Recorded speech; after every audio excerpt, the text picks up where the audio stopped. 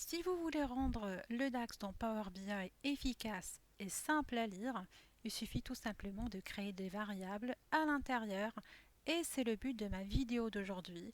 On va voir comment créer des variables avec une explication simple et claire. Donc, passons directement à la pratique. Alors premièrement, il faut comprendre l'utilité ou les avantages d'une variable. Donc tout simplement, ça devient plus facile à écrire. Donc quand on a des formules avec plusieurs codes et plusieurs lignes de code, on va dire, et parfois il y a des lignes qui se répètent avec des formules hyper longues et je dois les répéter à plusieurs reprises à l'intérieur de la même formule. Donc variable, si on crée des variables, ça devient plus facile. Donc même au niveau de la lecture, il est plus simple de lire des mots que de lire des lignes et des lignes de code.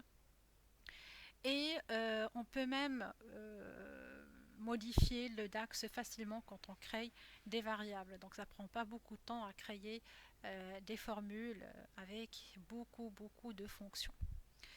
Voilà, donc si je prends un exemple pratique, donc en suivant ce que j'ai montré sur ma vidéo précédente pour calculer les tranches d'âge ou pour afficher les tranches d'âge.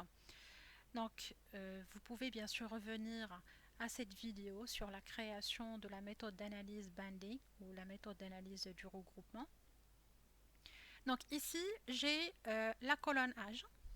D'accord. Parfois on a besoin de passer par des colonnes intermédiaires, d'accord, pour pouvoir ensuite les réutiliser sur d'autres colonnes calculées. Donc ici, le but avec les variables, c'est de minimiser et d'éviter le maximum possible la création des colonnes intermédiaires, surtout si ce sont des colonnes inutiles par la suite, c'est-à-dire que je ne vais pas les réutiliser à l'intérieur de mon modèle de données. Donc pour l'instant, la colonne âge, je vais l'utiliser uniquement pour créer la colonne tranche d'âge. Donc je vais maintenant copier cette formule. Donc je vous montre directement l'exemple. Je copie cette formule et par la suite, je vais créer une nouvelle colonne calculée que je vais l'appeler, parce que le but ici, on a dit, c'est de créer la colonne avec les tranches d'âge. Donc c'est age group. On va garder toujours le même titre. Et je dois créer ma première variable. Donc, je vais taper var. Alors, vaut mieux revenir à la ligne pour organiser notre code. Donc, la première variable qui consiste à donner un nom à cette formule-là.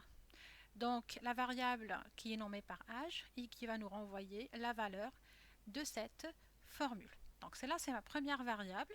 Et par la suite, cette variable, je vais l'utiliser, d'accord, pour retourner un calcul final.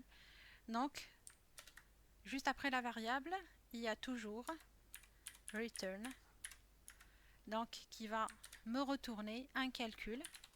Donc, si je veux calculer les tranches d'âge, ça va être calculate, qui va me renvoyer la valeur de ma colonne age band, c'est-à-dire le texte entre 20, 30, 30 et 40, etc.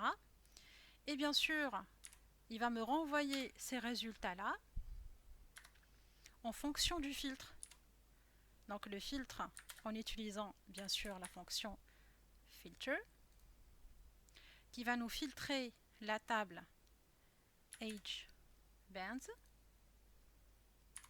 Alors là, pour le filtre que je vais appliquer sur cette table, il va se baser sur la variable âge.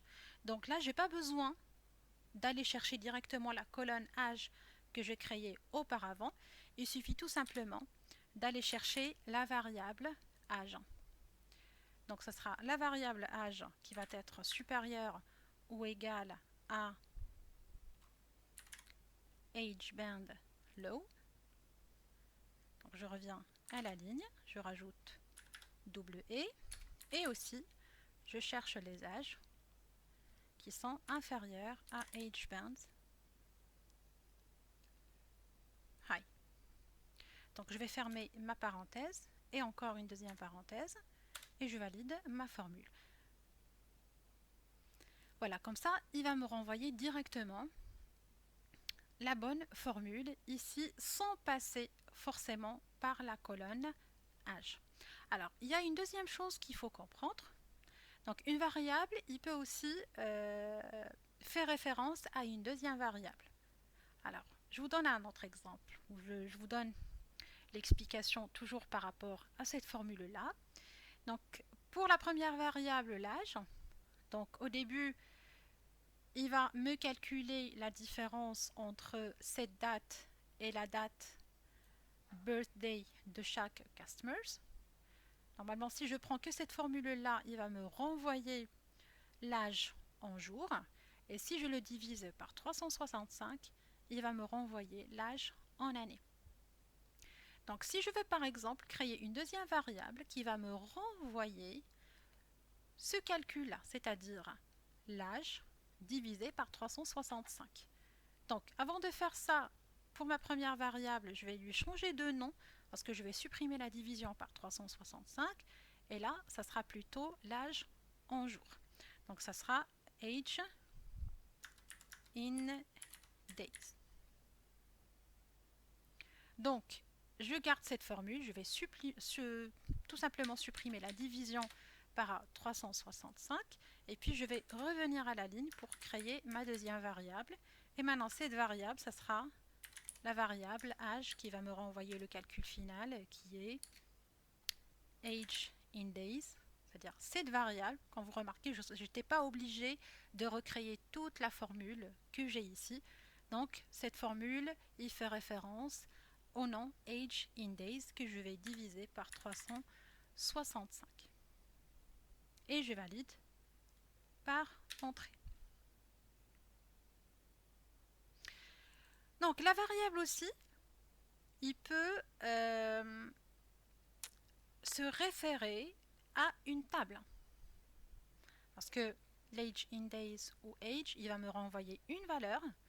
Mais par contre, je peux aussi créer une variable qui va nous renvoyer une table.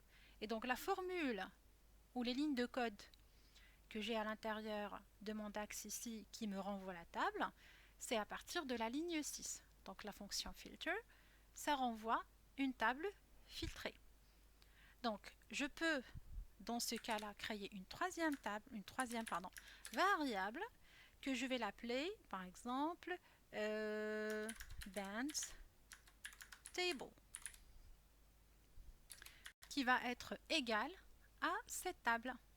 Je vais la copier tout simplement et ensuite je vais la coller ici. Donc maintenant pour return, ça devient encore plus simple. Donc ça va être calculate value de age band et le filtre. Donc je supprime cette dernière parenthèse comme ça on aura une visibilité sur les étapes de la formule. Donc là je suis sur l'étape filter et donc là je vais tout simplement rajouter la variable band stable. Donc au lieu de retaper un nouveau filtre etc, ben, je rajoute la table ou la variable band stable.